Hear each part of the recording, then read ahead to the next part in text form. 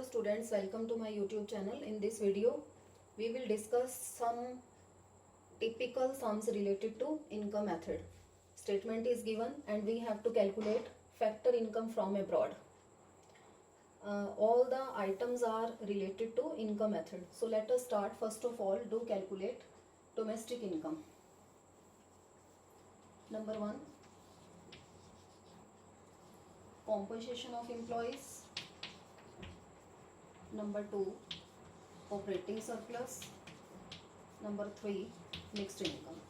If we sum up all these values, then we can calculate NDP at FC by income method. Compensation of employees, that is 1500. Operating surplus is not given, rather components are given. Number 1, profit, rent,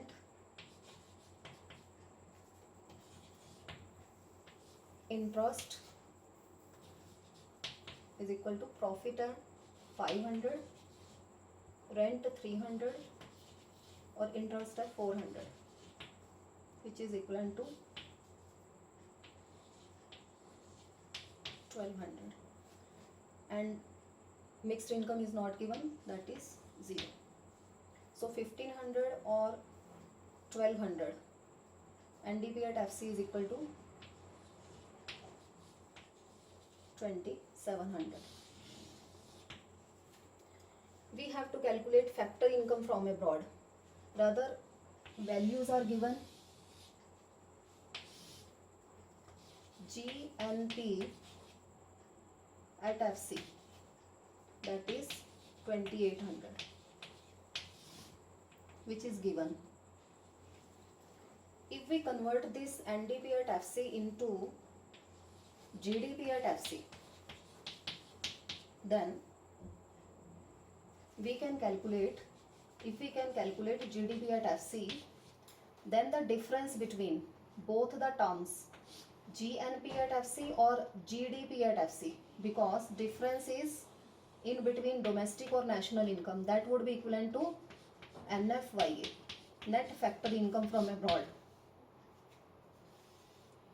So for the calculation of GDP at FC, we have already calculated NDP at FC. If we sum up depreciation in net value, then we can calculate gross value. For the calculation of depreciation, because depreciation is not given, so let us first of all do calculate depreciation. Depreciation is equal to, we can calculate depreciation as consumption of fixed capital, that is also not given in this sum. Rather, we know that depreciation is equal to gross domestic capital formation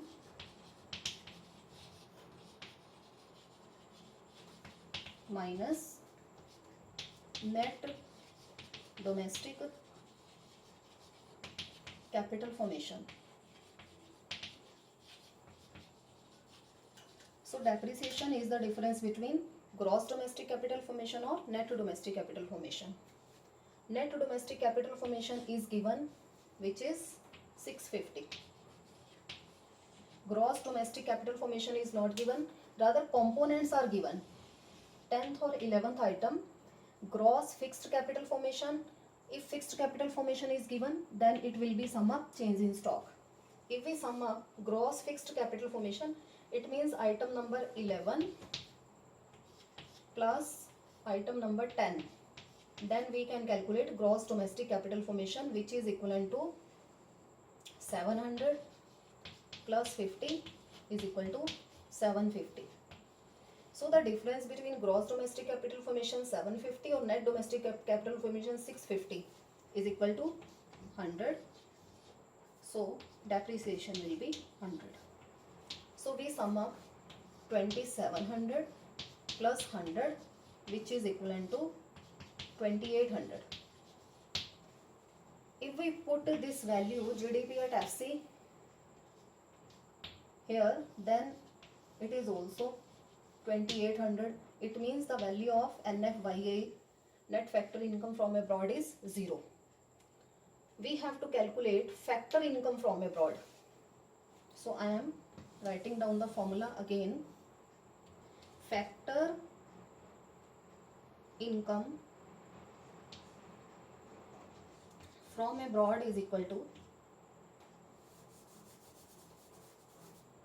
net factor income from abroad is equal to factor income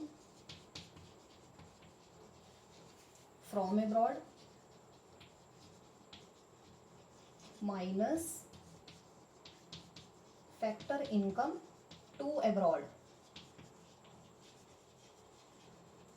if from में से to, if we deduct factor income from abroad, factor income to abroad from factor income from abroad, then we can calculate net factor income from abroad.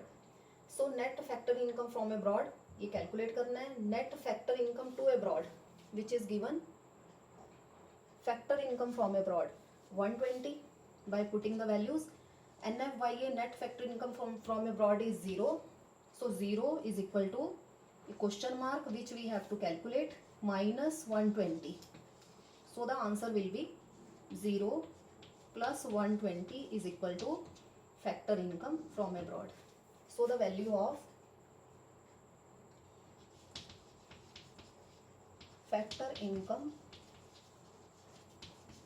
from abroad will be 120.